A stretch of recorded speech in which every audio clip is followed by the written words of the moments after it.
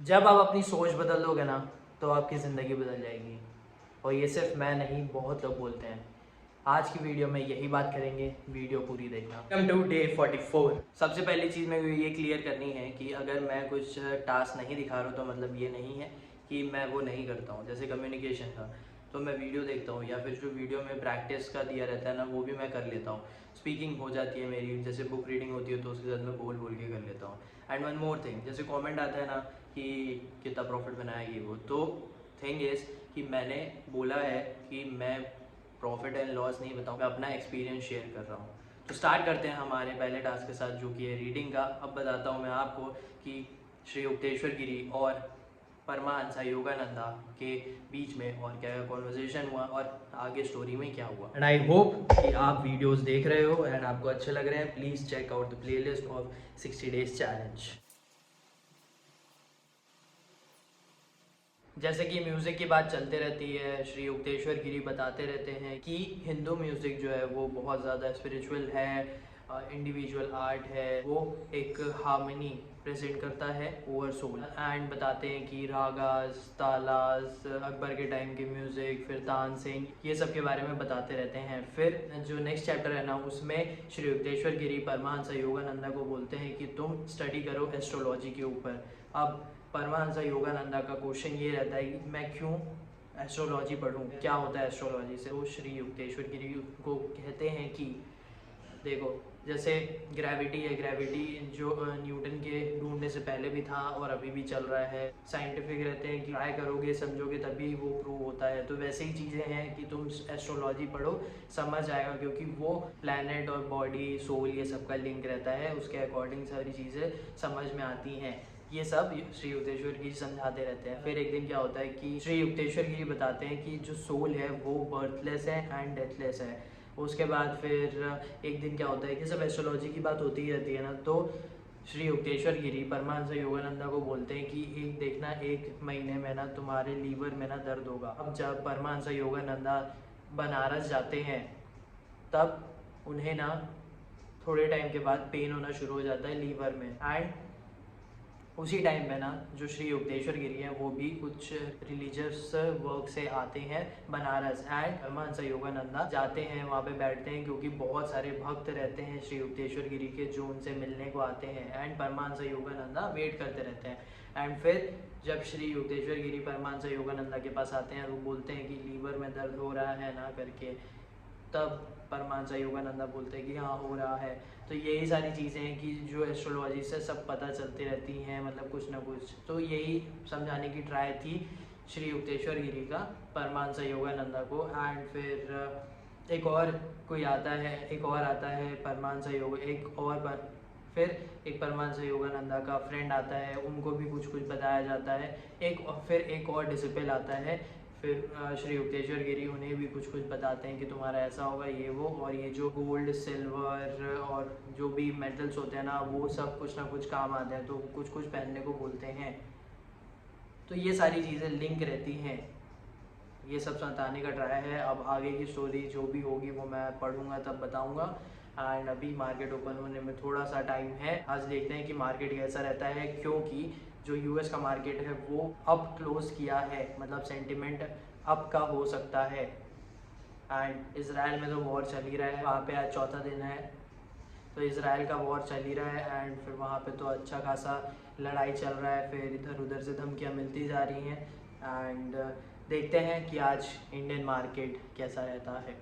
तो आज का मार्केट सिनेरियो ऐसा है कि गैप अप ओपन किया है, उसके बाद एक बड़ी कैंडल बनाया है, फिर अभी यहाँ पे एक रेजिस्टेंस है जो वो फेस कर रहा है एंड रिजेक्ट हो रहा है। अभी मार्केट देखते हैं कि यहाँ से थोड़ा फॉल करता है कि नहीं, क्योंकि करेक्शन कर सकता है, क्योंकि ये जो बड़ी कैंडल है ना इसको कवर कर सकता है, क्योंकि 15 मिनट के चार्ट में भी यही दिया हुआ है। ट्रेड मेरा तो आज का ख़त्म हो गया है, क्योंकि बता देता हूँ 2 ट्रेड हुए हैं एंड दोनों ट्रेड में क्या हुआ है कि होता है ये एनालिसिस सही होती है, बट अगर तुम गलत जगह पे ट्रेड ले लेते हो ना, जैसे डिसीजन गलत हो जाता है एंड तुम्हारा अगर स्टॉप लॉस एक पर्टिकुलर है तो तुम उस पर निकलो, तुम्हें उस पर निकलना पड़ता है। तो मैंने 2 जगह पे ट्रेड लिए एंड दोनों जगह पे ऐसा नहीं है कि गलत मैं था, वो वापस रिजेक्शन दे के आया है, क्योंकि मैंने जैसे देखा है वैसे ही हुआ। बट द थिंग इज़ कि मेरा स्टॉप लॉस हिट हुआ एंड बिकॉज ऑफ डैट मैं निकल गया, क्योंकि मैं बहुत छोटा स्टॉप लॉस दे रहा हूँ।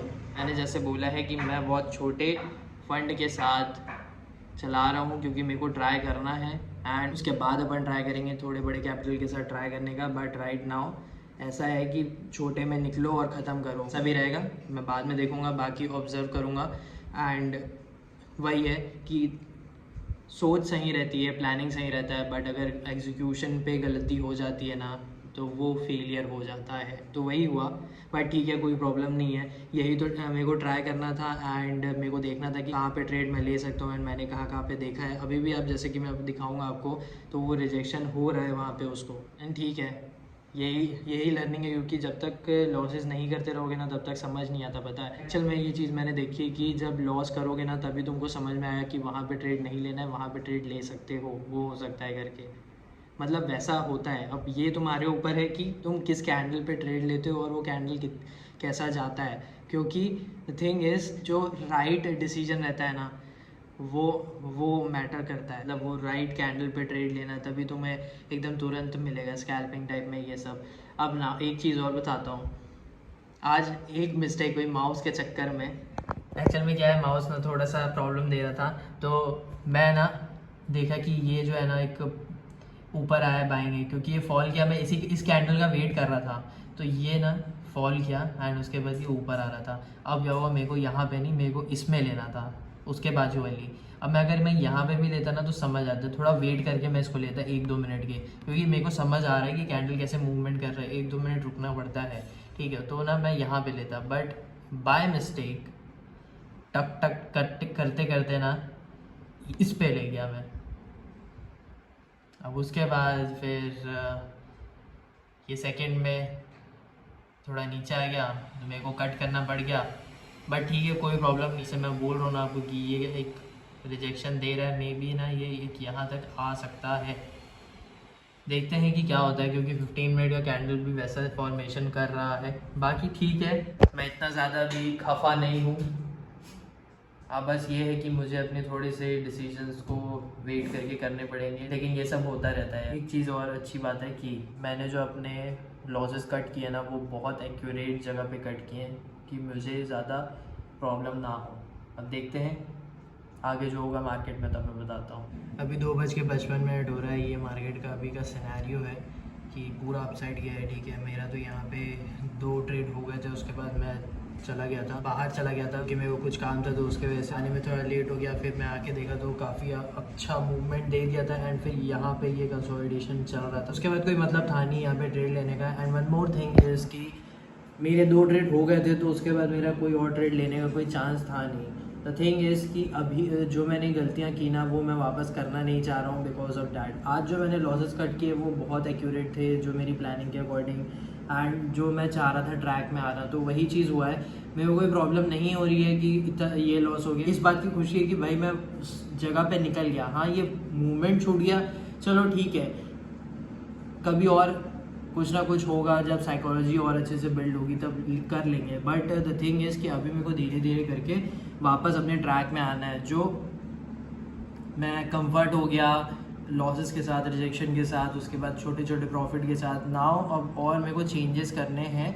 तो वही चीज़ है, ये होता रहता है यार। आज फिर से कुछ रिजेक्शन मिल गया, फिर कुछ अच्छा चला गया, कल हेजिटेशन हो गया। तो ये साइकोलॉजी पे डिपेंड करता है। टेक्निकल तुम्हारा अच्छा होगा, टेक्निकल देखो, जैसे कि मैं आज भी आपको बताता हूँ मेरे टेक्निकल में क्या हुआ। मेरा जो टेक्निकल का था, अब क्या हुआ, यहाँ पे ना ये जो एक बड़ी कैंडल है, ठीक है, अब उसके बाद ये एक पहली कैंडल बनाया, उसके बाद दूसरी बनाया, बट ये ऊपर जा रहा था, तो समझ आ गया कि बाइंग है। बट डिसीजन कहाँ पे गलत हो गया, यहाँ पे हुआ। अब ये अगर इस कैंडल में होता ना तो फिर समझ में आता कि अच्छा ये कुछ पॉइंट लेके 4-5 पॉइंट लेके मैं निकल रहा हूँ, क्योंकि मेरा था 6 पॉइंट लेने का, आज से 6-7 पॉइंट दे दिया इस कैंडल में। बट मेरा यहाँ पे मैं निकल गया था, जो स्टॉप लॉस था वो हो गया था। फिर सेकंड कैंडल क्या हुआ कि यहाँ पे भी एक रिजेक्शन आया, ठीक है, यहाँ पे एक रिजेक्शंस आ रहे थे, बट फिर क्या हुआ, गलती हो गई, चलो ठीक है, कोई प्रॉब्लम नहीं है। कल का जो मार्केट होगा कल अपन उसमें कैच कर लेंगे। वही चीज़ है कि भाई अब हेजिटेशन मैं नहीं दिखाऊंगा। कल मैंने हेजिटेशन दिखाया था तो मैंने मूवमेंट छोड़ा था, आज हेजिटेशन नहीं दिखाया हूँ, तो ठीक है, कोई प्रॉब्लम नहीं है। ये सब होता रहता है।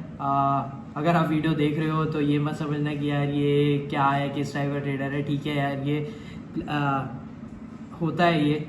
और साइकोलॉजी जब तो हमारी ब्रेक रहती है पूरी, उसके बाद तुम धीरे धीरे करके उसको मेंटेन करते रहते हो ना, फिर भी कुछ ना कुछ चीज़ें रहती हैं। जैसे कि मैंने वो ट्रू आइडेंटिटी वाली स्टोरी बताई थी ना, अगर आपने नहीं देखी तो प्लीज़ जाकर देखना, स्टोरी ऑफ ट्रू आइडेंटिटी की डे 42 की वीडियो है। तो साइकोलॉजी में कुछ ना कुछ प्रॉब्लम होता है, बट इतना तो मेरे को कॉन्फिडेंस है यार कि करेंगे और बहुत अच्छे से करेंगे। आपको डेफिनेटली बताएंगे कि क्या क्या होता है। ये सब जो मैं रिकॉर्ड कर रहा हूँ ये एक्सपीरियंस है। अगर आप ये देख रहे हो, अगर आपको कुछ भी अच्छा लगेगा देख के तो प्लीज़ कमेंट करके बताना, एंड कुछ भी सीखने को मिलेगा, क्योंकि आगे अगर अच्छा भी होगा ना तो भी मैं बताऊँगा। आज ये सारी गलतियाँ हो रही है, ये हो रहा है, तो ठीक है, बाकी मार्केट जब बंद होगा ना तब मैं आपको बताऊँगा। यहाँ पे अभी रिजेक्शन होने के बाद यहाँ पे ना एक होल्ड ले सकता है, तो एग्जैक्टली वही हुआ है, देख सकते हो आप। एंड अब ठीक है, ये पूरा मार्केट अपसाइड है। अब कल देखते हैं कि इस लेवल को ब्रेक करके ऊपर जाता है या फिर ये नीचे आता है। कल का मार्केट कल देखेंगे, कल आपको बताएंगे। अभी स्टार्ट करते हैं हमारे वर्कआउट के साथ। आज बैक का एक्सरसाइज है, तो पहले वॉक करते हैं। वॉक के साथ आज मैं ऑडियो बुक सुनूंगा एंड स्टार्ट करते हैं।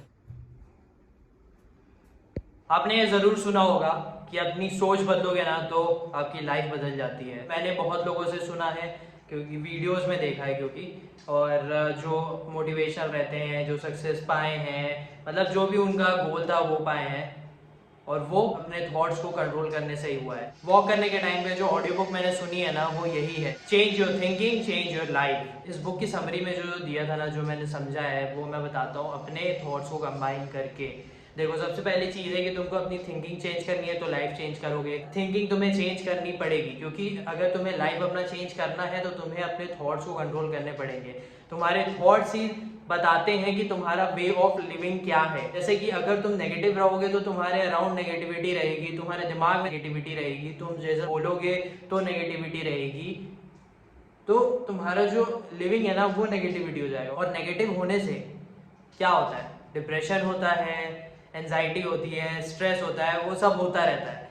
अगर तुम पॉजिटिव रहोगे, लोग अगर पॉजिटिव रहेंगे तुम्हारे, और जैसे कि तुम जहाँ पे रह रहे हो वो पॉजिटिविटी के साथ रखोगे, तुम्हारी सोच जब अच्छी रहेगी ना, पॉजिटिव रहेगी, तो हर चीज़ें तुम्हें अच्छी लगने लगेगी, तुम्हें खुशियाँ मिलेगी, और वो तुम्हारा लिविंग अच्छा रहेगा। तो कैसे हो रहा है? वो तुम्हारा जो थॉट है, जो तुम्हारी थिंकिंग है वो पॉजिटिव है, तो तुम्हारी लाइफ वैसे चेंज होगी। हर कोई अगर बड़ा बनना चाहता है उसे अपनी थिंकिंग चेंज करनी पड़ती है। जब तुम काम करोगे तब तुम्हें समझ में आएगा कि ये चीज़ ऐसी है, क्योंकि जब हम दूर से कोई काम देखते हैं तो हमारी थिंकिंग कुछ और रहती है, बड़ी बड़ी थिंकिंग रहती है। जैसे मान लो कि बड़ी बड़ी थिंकिंग है, हम ऐसा करेंगे, हम वैसा करेंगे। जब हम काम करने जाते हैं ना तब हमें पता चलता है कि अच्छा ये ऐसा है, हमें ऐसा करना पड़ेगा, तो हमारी थिंकिंग चेंज हुई है। अब वो जो थिंकिंग है हमारी जो मोल्ड हुई है, फिर हम काम करते करते समझ आता है कि अच्छा इस टाइप की थिंकिंग चाहिए, तब हमारा जो वे ऑफ वर्क है वो चेंज होता है। तो ये सारी चीज़ें तुम्हारी थिंकिंग चेंज होने से ही हुई है।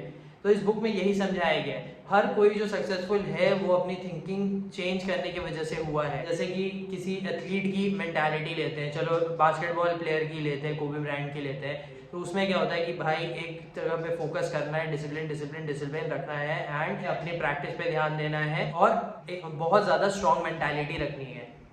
तो ये कैसे हुई है? ये थिंकिंग जो है ना वो चेंज करने से हुई है। ये जो तुम्हारी थिंकिंग है ये बहुत ज़्यादा स्ट्रॉन्ग है। क्या चाहिए तुम्हें? तुम्हारा ड्रीम जो है वो बड़ा है, बिकॉज ऑफ डैट तुम्हारी थिंकिंग है वो भी बड़ी है। तुम बहुत ज़्यादा अपने आप को डिसिप्लिन रखना चाहते हो। अगर तुम अपने आप को डिसिप्लिन नहीं रखोगे तो तुम वहाँ जो तुम्हारा बड़ा ड्रीम है, जो तुम्हारा बड़ा विजन है, वो तुम अचीव नहीं कर पाओगे, और ये सबको मालूम है। और वन मोर थिंग, अगर तुम डिसिप्लिन रहना चाहते हो और जो तुम्हारी थिंकिंग है वो तुम्हारे डिसिप्लिन के ऊपर हावी हो रही है, मतलब वो तुम्हारे डिसिप्लिन को तोड़ रही है, तो तुम्हारा जो ये बड़ा ड्रीम है ना वो अचीव नहीं होने वाला है। तो यही चीज़ है कि तुम्हारी थिंकिंग जो है उसे तुम्हें कंट्रोल में रखना पड़ता है।